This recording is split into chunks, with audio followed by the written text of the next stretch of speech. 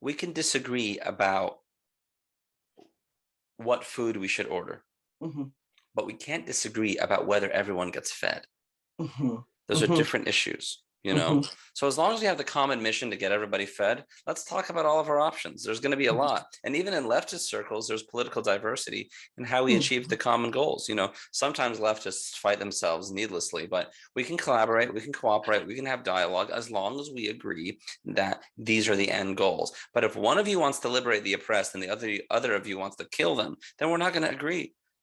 That's what I'm talking about. That's what's really important to me. So yes, we can have good faith disagreement, but not when we're talking about the actual lives and dignity of people.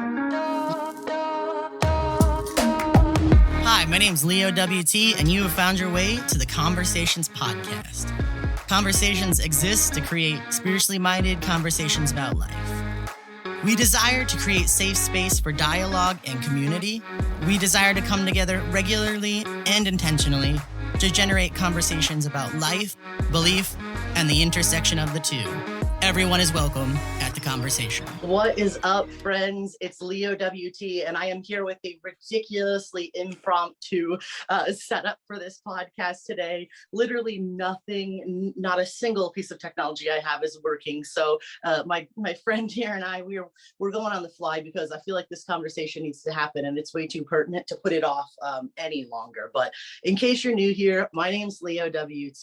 This is Conversations. What we do is intentional and regular spiritually minded conversations about life, belief, and the intersection of the two. And the single most important tenet of Conversations is that everybody's voice matters. We don't tone police, we don't silence, and we don't shy away from conversation. And that is what matters. I could say a lot of things about the state of the world. When I'm recording this is currently just a few days after the Supreme Court voted to overturn Roe versus Wade, with the impending threat of more rulings coming down the pipeline. And I think this is a really pertinent time to have a conversation with my friend Jonny. I found his work sort of via another progressive theological podcast, and I'm going to let him introduce himself, and then we'll dive into his book and what he does as a vocation and who he is as a person. So introduce yourself in whatever words you feel are fitting. Thanks so much, Leo. I'm Jonny Rashid. I use he, him pronouns. I'm a pastor in Philadelphia in a church called Circle of Hope. I'm an avid home cook and really interested in dialogue about matters like this. So let's get going. This sounds fun. Absolutely. I love it. So for those of you who haven't heard of or met Jonny before, you're lost. I'm sorry. We're old friends, like 2 weeks old, so I can make jokes like that. But Jonny has a book out that, I'm not going to lie to you, I saw the title and I immediately messaged Jonny to do a podcast together. Jonny's book is called Jesus Takes a Side. And in modern dialogue, I personally feel like, as someone from a Christian background, Christians sort of say one of two things. They are party line right. Whatever the right says, Christians, especially evangelicals, will be party line right. Or Christians feign apoliticalness. They say, oh, well, like, I just believe in the Bible, or, whatever you want to say. I just believe in God's word or Jesus or whatever. And they sidestep dealing with real conversations by saying, I just believe in Jesus. And when I saw Jonny's title, I was like, oh, hell yeah. Let's have this conversation. So who are you and what brought you to writing this book, Jesus Takes a Side? Well, in the tradition of faith that I'm in the Anabaptist tradition, and Anabaptism started out as a subversive, radical reforming tradition in Europe during the Reformation. We didn't think that Zwingli and Luther and Calvin went far enough, and so we extended it further, and we became resistant to the state in Europe. And so we didn't participate in state politics as a form of resistance.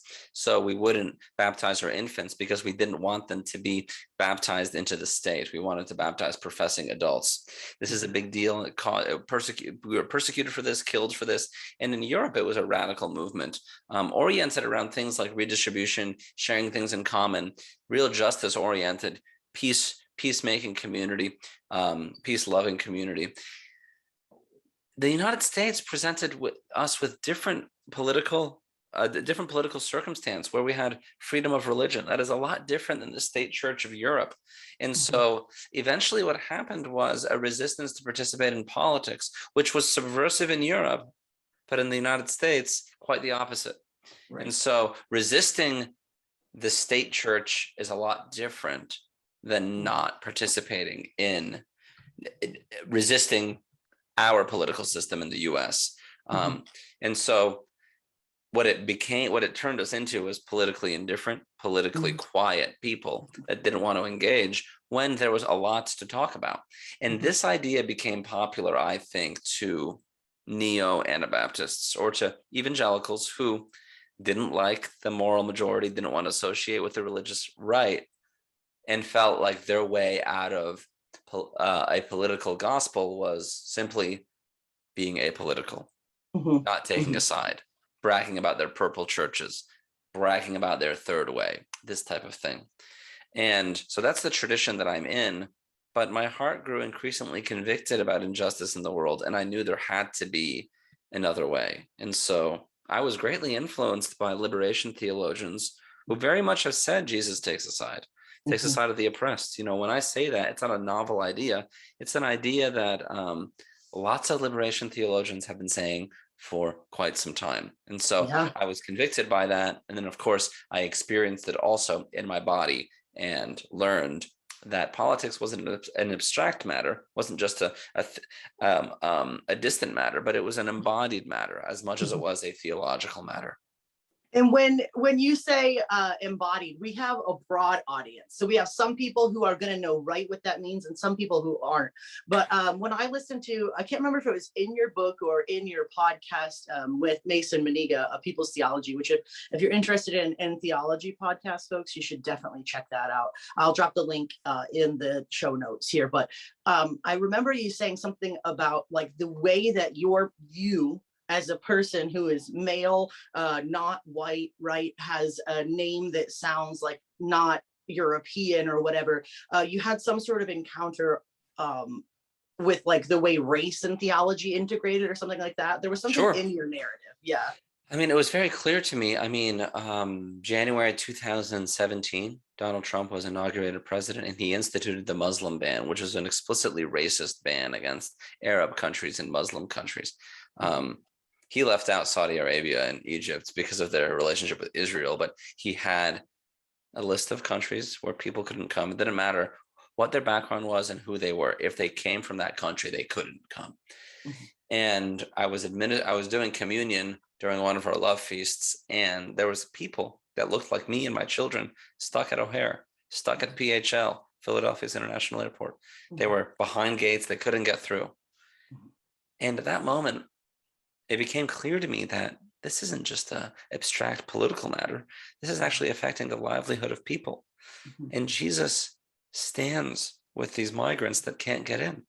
You know, Donald Trump's presidency was so much rooted on hostility towards migrants that as a child of immigrants, it became very clear to me that indeed, politics is not an abstract matter. It's a personal matter. And I feel it in my body. I don't have the choice to not be political because my body makes me political. So I feel that, yes. There's I want to say it's Audre Lorde that says, you know, my existence is radical. My existence is political. Just being who I am. And for those of you who don't know who Audre Lorde is, you got to check her out.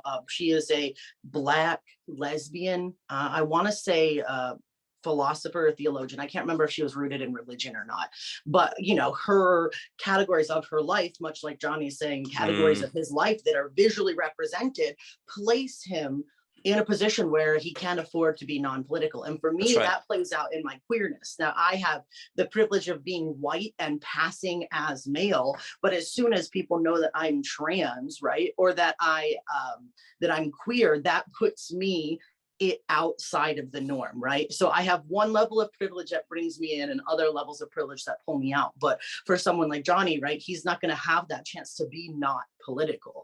And so that's the moment where you realize you have to engage because you're already being thrown into the circle, whether or not whether or not you want to be. And I feel like we see that again. So we don't have Trump as president now, but we have the vestiges of his pregnancy, of his presidency. And we see that sort of, I want to say, like xenophobic, racist, anti-women, anti-trans effect still happening. I don't think Trump was the major player, but I think the point of people working to get Trump in power was to make racism and xenophobia and homophobia and transphobia and literally every phobia okay again.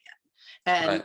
so we come to this place where there's a large voice in the modern, particularly evangelical and Catholic churches right now, saying, yay, Roe versus Wade was overturned. But I don't think that, I think Jesus takes a side on this matter. Let's put it that way. I think Jesus takes a side on this matter. What do you think about Jesus taking a side in our present moment? And what do you think that means versus what do you think we've been told? I think that I don't talk about the politics of abortion very much in the book. And one of the reasons I don't is because I've always thought of abortion as a carrot that it's framed in such a way that makes you think you care about life. The truth is, if you support the overturning of Roe v Wade, you don't care about life, because we're talking about the livelihood of women. And, and it's really important for us to make, if we want to sacrifice our body to keep someone else's body alive, it is essential that that is a choice that we make out of a place of freedom. Jesus says there's no greater love than this. That's true. However, if it's not purely voluntary, it doesn't work. The thing about Roe v. Wade is that if you had a moral objection to getting an abortion, nothing was stopping you from holding that viewpoint. Correct. You could do that. No one is saying you need to get an abortion. However, making that choice for everybody in such a sweeping way is incredibly dangerous. There are women who will have an ectopic pregnancy. That means that the embryo implanted in the fallopian tube, not even in the uterus, and that's a death sentence.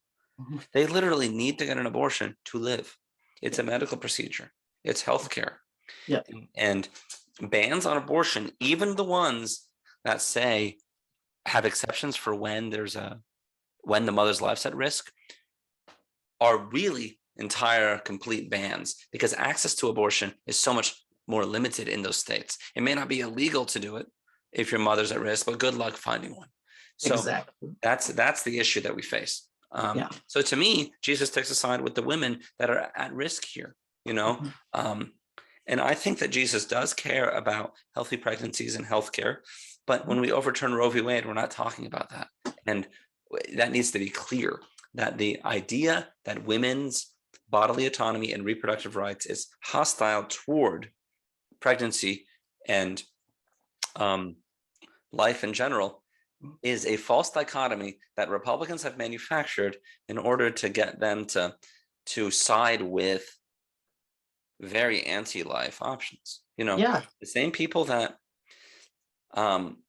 support the new gun ruling that basically says states and cities can't limit your right to own a gun. The same people that support the insurrection, the same people that support police brutality, are also the ones saying we should be pro-life. So there is no such thing as a politically viable position that is pro-life. What do they say? Womb to tomb. That's not a political position we can take, because it doesn't exist in any way. And so you're going to sell your soul for a Supreme Court ruling that will further oppress women. People sometimes say there's a contradiction between the gun ruling that lets people own guns without regulation and the Dobbs ruling that undoes Roe v. Wade. But there isn't, because what bonds them together is toxic masculinity and violence, right? That's what binds them together. And so for me, that's a clear issue. Yeah. And you so eloquently put all that together, because I think sometimes people see these issues as siloed, but like you said, there literally is no overturning Roe v. Wade is not pro-life womb to tomb until you're providing healthcare, until you're providing free lunches, until you're making sure that everybody has access to education, healthcare, food, resources, all these things. And that's simply not a part of any sort of Republican policy. You brought up liberation theology, and I'd love to touch a little bit more on that, because I think that really undergirds a lot of what you're saying. And I know the more I've progressed in my studies, I was trained in a conservative evangelical seminary where Wayne Grudem, who was an ardent Trump supporter, wrote Wow. he wrote my systematic theology textbook, folks. In case you didn't know, I needed to go somewhere else. But now I'm at Chicago Theological, where my professors are rabbis, they are imams, they are women, they are queer people, they That's awesome. are just a totally different perspective. And I've learned a ton about liberation theology. And I think, honestly, the voices that set us free have always come from the margins. That's why Jesus was born in the margins. But let's talk a little bit about liberation theology and even how that plays out in like secular terms, if people want to talk about that, because I think that is it undergirds what we're talking about with Roe v. Wade, what we're talking about with the Muslim ban and everything else. Like, why is liberation theology and liberation thought important? If the good news isn't good news for the oppressed, it's not good news at all. Jesus came to free the captives. I mean, it takes a lot of work to go through the Bible and see any other story but liberation of the captives. I mean, the whole story starts out with the Exodus, where people are being freed from slavery, from they're being emancipated. So our God frees the oppressed, frees the captive, comforts the afflicted. Jesus came to comfort the lowly, and he uses his harshest words against oppressors. When Mary learns that she is going to give birth to Jesus, she praises God who sends the rich away empty and fills the hungry with good things. John the Baptist, when he is calling out, when Jesus is coming, he says he's going to make hills lowered and valleys filled. That's how it works. Jesus is coming for the oppressed. Gustavo Gutierrez says that the reason that God sides with the oppressed is because it is in the oppressed that God's image has been most damaged. And so the idea is, in cases where oppression exists, we are insulting God's image in the person. We are degrading it. And so for us, dignity and flourishing are really important. If it's not good news for oppressed, it's not good news at all. And I think that's exactly what the Bible shows us.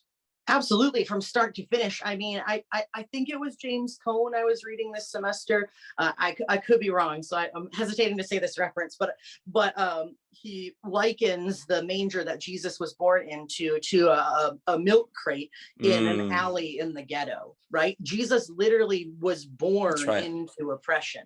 And I think part of why we see this pushback against police brutality protests, push back against Black Lives Matter, why we see people trying to assert straight pride or white pride, is because it's necessary to be a Christian. It's necessary that you understand that God sides with the oppressed. And so now there's this white, cisgendered, heterosexual, evangelical majority of the church trying to say that they're oppressed, when in all actuality, that is the most laughable thing.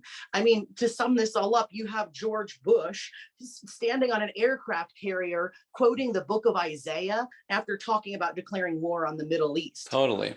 That's the exact opposite of liberation. That is the oppressor taking those tools, that's like the right, Bible, and beating people over the head with it. Absolutely.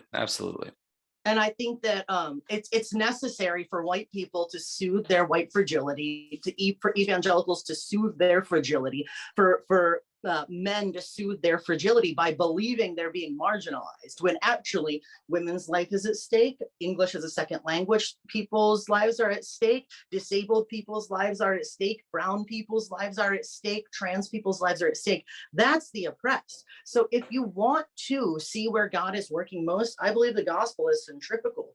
The gospel has always been found, located, and thrives in the margins. Absolutely. And so somehow white America is trying to make a case that they're marginalized. And that's so opposite of the Bible. Like, you have to work really hard to think that someone as a straight white Christian cisgender heterosexual male is like oppressed, right? Absolutely. It takes a lot of work to do that.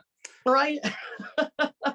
Talk to me about some of, I had a ton of quotes from your book that I wanted to ask you about, but they're on my phone and we're recording on my phone, so I can't. But talk to me about some of your favorite parts that you kind of parsed out in the book, if you will. Well, I mean, I think one of the things we hear is that when we take assertive political stands, when we make political commitments, we increase polarization in our communities. I believe that polarization occurs because of white grievance politics. So essentially, people are racist, and that drives the polarization. The country got extreme. Like there was this interesting interview. I think it made it into the book, but I'm not sure because we did have to cut a lot out. But Ezra Klein was interviewing Barack Obama, and Barack Obama said, when I was first campaigning in 2008, I could go into a rural or suburban county in middle America and, have talk with a cafe owner, have a regular conversation. He might not agree with everything. We might exchange some disagreements, but we'd have a good faith conversation. The local newspaper would cover it, and it would be a balanced report. By the time 2012 came around, he said everything changed.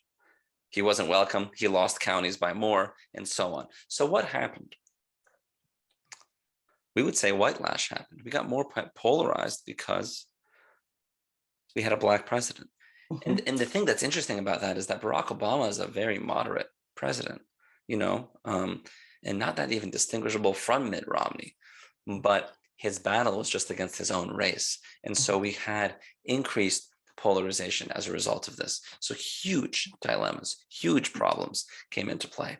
And that increased our polarization. What polarized us was the fact that we had a Black president. And Donald Trump played a specific role in that, in basically inventing the birther movement. So not only was it racist, it became Islamophobic too. So to counter polarization, we actually have to elevate the oppressed. What was interesting to me is that when you look at Paul's words in 1 Corinthians 12, he says to keep the body united, you have to uplift the marginalized, the parts of the body that you've dishonored. That way there's no dissension between us. And so to keep our bodies united, we actually need to elevate their voices, not minimize their voices. If you're minimizing the voices of the marginalized because you think they're too political and that will keep your church united, that unity, which is a false unity, falls on the shoulders of the oppressed.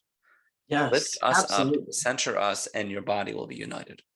That's so incredibly important. I'm really glad you brought that up because I remember that. I do believe that made it into the book because that was striking a chord. Oh, good. But there are so many pastors, particularly in my town. First of all, like I disclosed to you, I'm in year 16 of seeking ordination. And there are pastors in my town that have literally never gone to school, that actually literally were cops and school administrators, and then just decided to levy their straight white male evangelical privilege to like be a pastor all of a sudden. And these people are the most ardent, they're the most vocal people that are anti anything I say. They'll attack me in public, they'll misgender me, they'll preach about me in their sermons. That's such a shame. But these are the people, right? This demographic, especially in my area, small town, rural America, and they're the ones that are saying, oh, we've never had more division. We need to have unity, blah, blah, blah. But then they're saying Black Lives Matter is evil. They're saying Muslims are outside of the government of God. They're saying poor people are outside of the government of God. They're saying, it's not me. It's just God's word that says it. And I think that that's our biggest source of dissension. It's not racism existing and talking about the oppression you experience is not creating the oppression, right? Totally. It's not causative. And I think that that's something we really have to deal with in our churches, and we have to deal with those in our communities, because I believe that our churches matter, but I believe that they matter in a lot different way than shaking hands and kissing babies at the national prayer breakfast. Totally agree. I think that polarization is the problem, but there's some sort of spin game, you know what I mean? So how would you kind of try to explain what you just said? How would you explain this to someone who thinks, we are polarized and that false sense of peace is what will take us forward? How would you counter that or explain that? I would say that, again, that unity they want falls on falls on the backs of the oppressed. And what happens often is that people think that politics is just a matter of abstract ideas. And so they think, well, why can't we just disagree about this? They misunderstand the embodied aspect of the politics. In other words, you can't have a church where you have people that think it's okay to kill Black people if you're police, or people think it's okay to deport migrants, or people think it's okay to dehumanize LGBTQIA people on one side. And on the other side, not that you have people that think it's wrong to kill Black people or wrong to deport immigrants or wrong to oppress LGBTQIA people, not a competing idea, but the very people themselves, immigrants, Black people, queer folks. You can't have those folks in the same body with others who want to kill and oppress them. So we're polarized over matters that are existential for us. And the reason you feel the resistance is because people are saying, hey, my dignity is on the line. This really matters. In general, we're not polarized over political issues that are not embodied. You know, we can have a discussion about tax policy, revenue streams, all sorts of ideas that are definitely political, but they're not embodied. Now, they have sometimes consequences, to be sure, but that isn't how we're polarized. We're polarized over existential matters when it comes to our bodies, our race, our sexuality, our ability, our environment, all these things. That's what polarizes us. Yeah, that's so insightful, and that's such a good way to put that. I love it when I'm in a conversation with somebody for the podcast and I'm literally speechless, but that's the best way to sum that up that I've ever heard. And it inspired a thought in me, right? And that's why I think you see people clinging so closely to this God, guns, and the Bible, 2A kind of, like they've made this an identity, because then there is something like, oh, I'm a gun owner. That's they're relating that to their identity. But you can take off your gun and you can walk down the street, right? You can't take off your brown skin and walk down the street. And so I feel like there's a grasping at straws, and there's an attempt to equate things that are not equatable in that terms.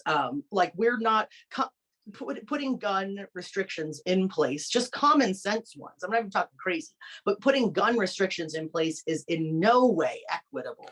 Totally. It's just not. When we talk, go ahead. When we talk about Blue Lives Matter and Black Lives Matter as poles, that's another issue. You can take off your uniform. You can. There is no such thing as a blue life. You are not ontologically a cop, and you're talking about people who have been oppressed by just what they look like, you know. And I think the key here is undoing whiteness, which orders our racial hierarchy. You know, that's what organizes us into these categories. And we have to resist whiteness and be on a common mission to do that. And if we were, maybe we would be more united, you know. That's the question to answer. Yeah, I actually I really try to not debate with people on Facebook. Early in my coming out, I was still scrapping for the validity of my existence. And so I was much more engaged in debate, and I don't have time for debate anymore. If you're going to listen to me and value my personhood and my words, we'll chat. But if you're just there to fight, it takes two people to fight, and I'm not going to fight. You know, I'm going to keep it moving. And I know some people will say, well, we have to have dialogue, but I don't have to have, the oppressed are not obligated to explain their oppression to the face of their oppressors.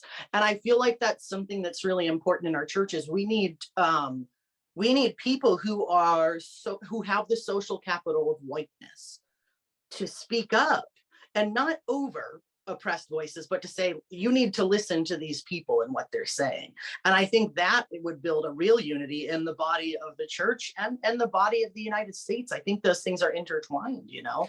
Elevate voices, marginalized voices, and listen to them, and your bodies will be more oriented towards justice and liberation, and also more united. But if you keep having a power struggle, you'll feel the polarization. I think that's a great point that you're making, Leo. I think that if allies want to use their voice, may it be to uplift the voices of the oppressed, not necessarily to convince oppressors to change their mind. Yeah. My book is not for people who, if you like Tucker Carlson and you listen to Sean Hannity and that's your thing and you feel politically committed, cool. This isn't for you. It might change your mind, but it also might just piss you off. And that's okay. It's for people who feel like they are convicted about our current political circumstance, but feel like they can't make political commitments about it and feel anxious about doing so. I hope to motivate people to act politically and give them permission to, because the church largely hasn't given permission. I agree. And I think that's really important too, because if someone is extremely polarized towards the right, you're not going to have a productive conversation. But I've said all along, and I firmly believe this is part of the problem of the conversation around race, is that yes, everyone is racist unless they're anti-racist, Totally. because our society is racist. But I think there is a good section of people in the middle that don't understand the conversation, and all they're hearing is Absolutely. you're racist. But you're not, maybe you're not actively racist, right? But you need to understand that you have the power, and I would say moral and religious obligation to side with the oppressed. I don't remember where the verse is, and that's really terrible because it's a common one, but the verse that says, I'd rather that you were hot or cold, not lukewarm, because if you're lukewarm, I'll spit you out of my mouth. Totally. I think that needs to sum up where the message to people in the center right now, the moral and religious center, is you've got to take a side when identity and existence is at stake. Like we can disagree about popcorn flavors and movie reviews, and we can disagree about fiscal policy. We cannot disagree about the validity of personhood. That's exactly right. So I say that we can disagree about what food we should order, but we can't disagree about whether everyone gets fed. Those are different issues. So as long as we have the common mission to get everybody fed, let's talk about all of our options. There's going to be a lot. And even in leftist circles, there's political diversity in how we achieve the common goals. Sometimes leftists fight themselves needlessly, but we can collaborate, we can cooperate, we can have dialogue as long as we agree that these are the end goals. But if one of you wants to liberate the oppressed and the other of you wants to kill them, then we're not going to agree. That's what I'm talking about. That's what's really important to me. So yes, we can have good faith disagreement, but not when we're talking about the actual lives and dignity of people. Yeah, and I think that's really important too, because we have this. There's a really troubling situation in America right now where the church and state are in bed together, and this is not a new problem, certainly. On steroids, but all the way back to Constantine and Eusebius, right? When the church and state got in bed together. So the church and state should be separate things, but religious people should vote based on the tenets of their faith. Can you explain a little bit about the difference between those two things? Well, I think that often we get people that want to vote to protect their rights and to protect their power, really, is what's happening. And so if you're a white, straight, cis male and you think that the Christian way to vote is just protecting your power, you're in a whole different category. It's not the same.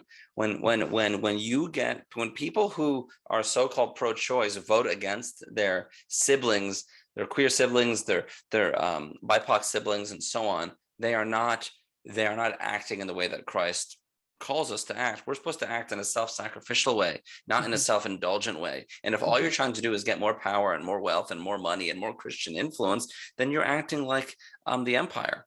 What we do is we vote to self-empty. We vote to divest. We vote so that the lowest among us can be lifted. And yes, sometimes you are in the lowly position, but even then, just like you're saying, Leo, you're saying I'm white, I am male passing, but I also am trans, I'm also queer.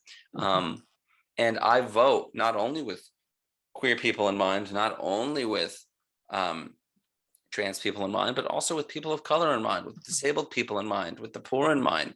And so intersectionality is about finding who the oppressed is and siding with them. It is true that if all we did was try to collect power for our own group, we would fall into possible bad power dynamics or oppressive power dynamics. We're not going for that. We're going for a free society where everybody is treated equally, not where one is preeminent, Absolutely.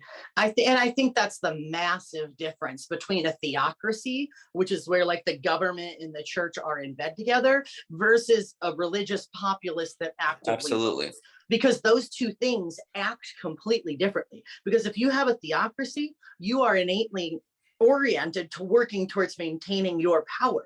But if you have a religious populace that votes for liberation ideologies, you are voting for everybody. And that's the difference. It's a consolidation of power versus a sharing of power, right? And I think that's wildly important. And I think that we see that a lot, especially in when we talk about like anti-empirical movements, like people fighting colonization, right? Is we're fighting for the people, not for the institution. And for the life of me, I don't understand how you can read the Bible and you become pro-empire.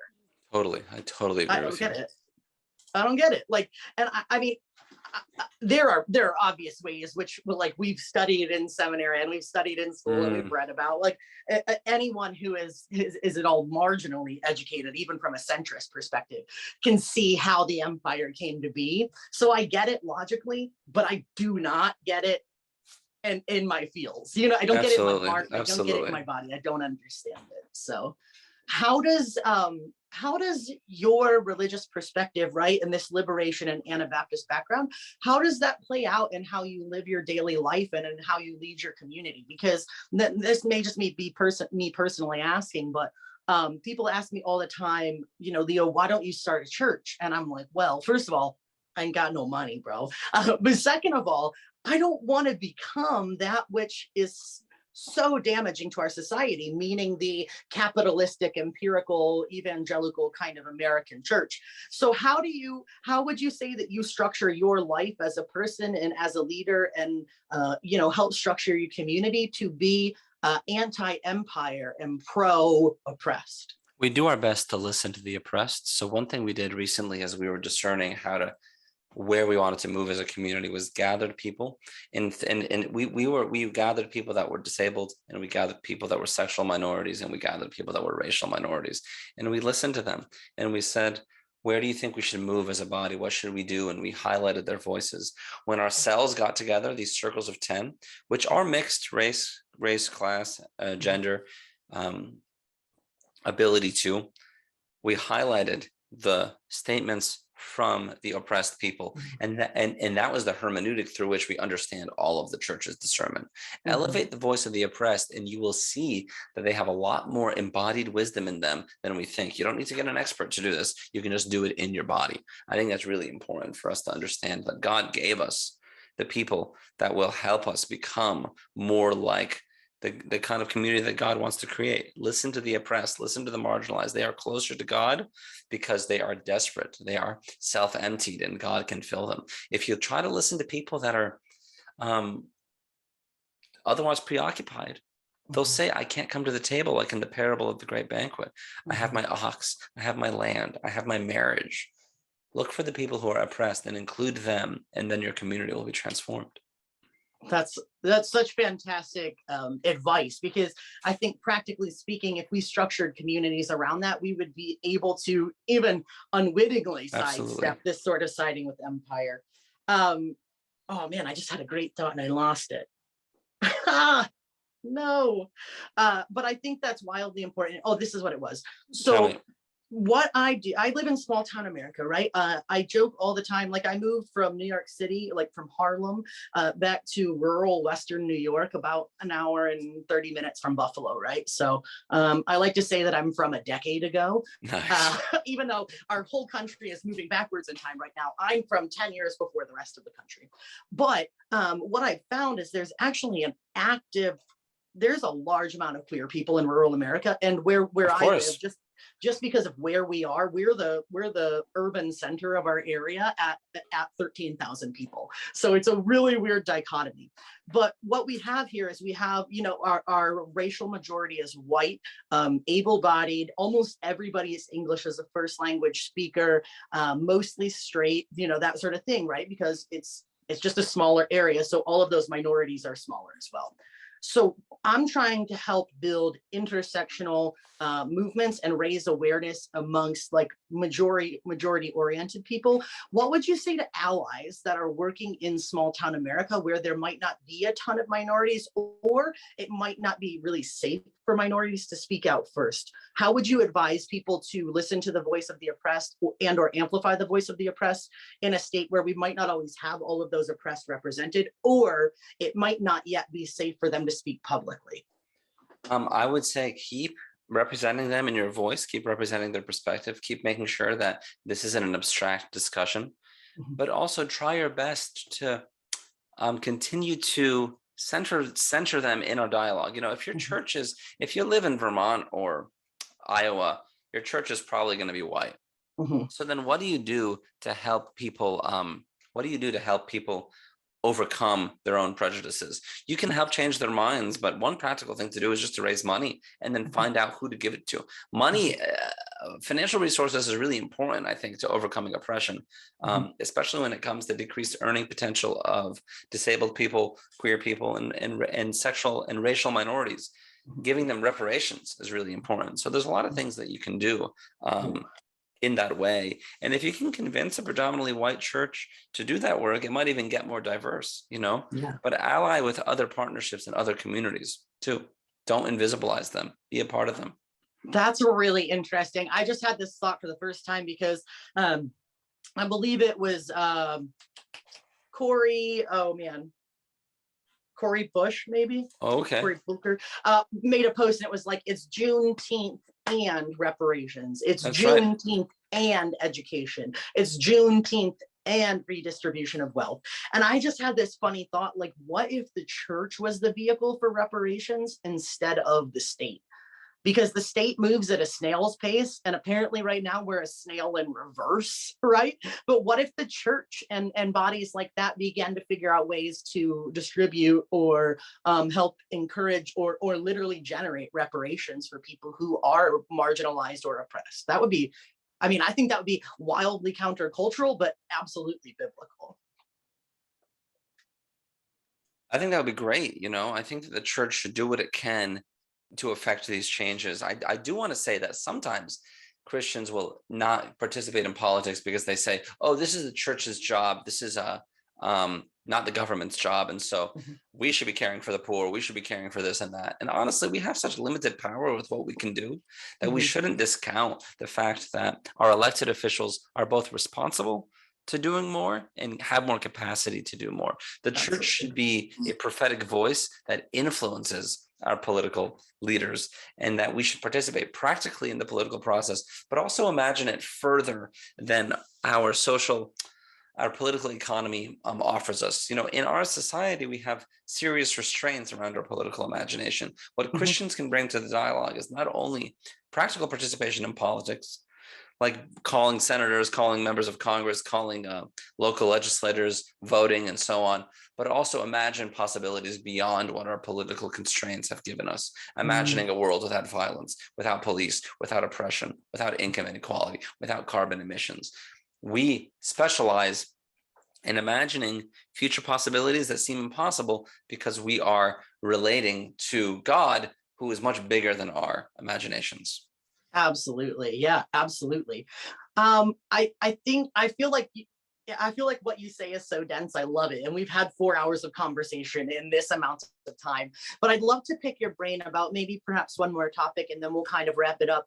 But I personally feel really despondent sometimes about participation in the political process because it seems like it's such an uphill battle a lot of the time, right? Like especially when you live in a red county. Luckily I'm in a blue state, but like if you live in a red county in a red state and you're a blue voter, I also, side note, think that a two-party system is really not beneficial because they both end up kind of falling to the center. But let's use these loose terms, right? What would you say to people who feel like politically disenfranchised? Why is it important to continue organizing, even when it seems like you keep losing and losing and losing? Like, talk to me a little bit about what sort of pastoral counsel you would give folks like that. Well, on one hand, I want to say that our bipartisan system is flawed because, especially right now, we have a group of people that are literally fascists. And then the other political party is made up of everybody who isn't a fascist, right? Which is a wide group of people. Yeah. And so the Democratic Party in general is inept because of how wide it is. Yeah. And My book in no way says that Jesus takes the side of the Democrats. Correct. It doesn't say that, because the Democrats have proven to be both inept, ineffectual, but also failures at moral leadership. Yep. When Brett Kavanaugh was nominated to be the Supreme Court justice, there was a massive investigation into sexual allegations against him, led by the Democratic Party. Mhm. When Joe Biden was credibly accused by Tara Reade of the same thing, there was none. Mhm. The difference is that on one hand, the Democrats were seeking political power, and on the other hand, they were resisting political power. They were trying to make sure the Republicans didn't get it. Though I appreciated the investigation into Kavanaugh, when they failed to do so for Joe Biden, they demonstrated that they were not moral leaders. And so Mhm. it is easy to be despairing. It is easy to be discouraged. I started the book by talking about how migrants retreated and how that changed how I engaged politically. But Mhm. then in the beginning of the Biden administration, we saw Haitian migrants on the border being treated the same way. Mhm. That's very discouraging. Mhm. Politics is slow. It's gradual. It doesn't move as fast as we want. So why participate? Because we have an opportunity in some sense to try to decrease harm. There's always a practical way to do that. It is not inconsequential. And just to be clear, this major setback we just had with Roe might feel like something we can't overcome. Mhm. But with enough senators, you can pack the court. You can get rid of the filibuster. These things are not insurmountable, and we can engage politically to make those things happen. But we should never let the cynicism of I would say, of the velocity of our politics, how slow it is, keep us from imagining new possibilities. Mhm. So we know that there's another world possible. We know that we are working to that. We know that that's exactly what Jesus had in mind in the age to come. And Mhm. so we know that Jesus is victorious too. So we rely on the transcendent hope that we get in order to ground us in our present anger, in our present frustration, into imminent action. The Mhm. transcendence of Jesus helps us engage the immanence of Christ, the incarnation of Christ, the material reality of Christ now. And we can actually engage politically. And Yeah. don't be cynical. Look for victories, look for success. And then Mhm. also, it's easy to be overwhelmed by our circumstances. I would try my best to focus on a specific issue. Like for me, I like focusing on affordable housing, and I'm on Affordable Housing Mhm. Coalition in Philadelphia. That's my main area of interest, because I have a limited capacity. Find the issue that you care about and pay attention to it, and don't feel like you need to be an expert on everything. Yeah. You don't have to be, and there are people that you can trust in those matters. Yes, absolutely. And I think that's why it's so important, just like with like the body of Christ, right? The church, it should be intersectional. You don't need 17 arms for one body, right? Totally. You need two arms. And I think that's why it's really important to build coalitions that are diverse and to build bodies that are diverse, because Absolutely. we all need to find our thing, we need to do our thing, and we need to come together and be aware of the other things that are happening and support the people that are doing that work. Because then you Absolutely. have one whole body moving forward. So, Absolutely. like I said, everything you've said is so incredibly dense in the best possible way. Like I could keep reading it and rereading it and reading it and still find new things. So I have to thank you very much for your Thanks so much, presence. Leo. It's good to be here. I would like to finish up with two questions that I ask everybody. The first one, or the second one, is super easy. The first one is a little bit more esoteric. So the first question is, if someone was listening to this podcast and they just tuned in right now, right, and they could only listen to the very end, what would you want them to take away from this conversation? It's okay to participate politically. It's okay, even if the system's imperfect, to make political stands and make political commitments. And when it comes to the marginalized, we need people to stand for us without equivocation. Specifically, the most clear way that we see the failure of not taking a side is in our communities when it comes to LGBTQIA people. Mhm. If your church isn't affirming, if it doesn't offer the dignity to queer folks, Yeah. you are asking them to be united with you at their very expense. Yep. And so, more than any other issue, I would say clearly in the church, our oppression of queer folks needs to be undone.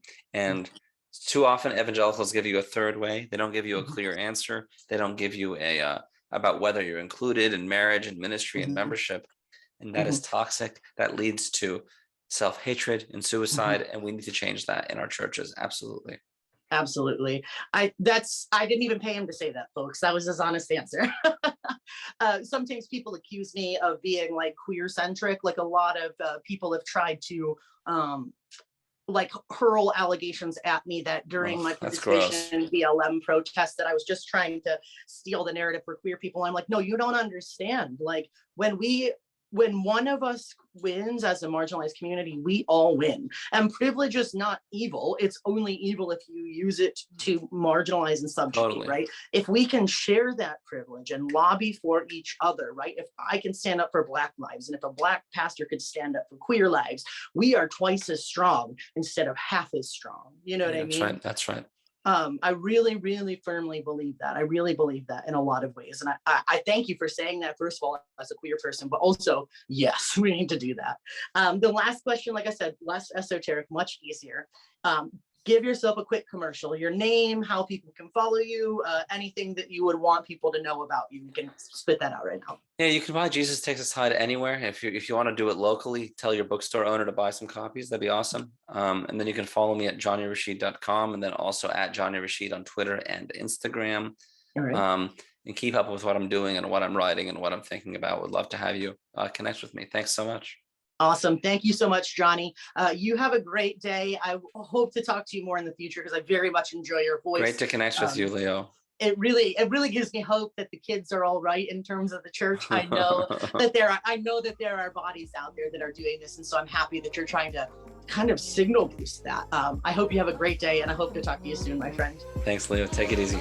Bye. This has been the Conversations Podcast. Thank you so much for joining.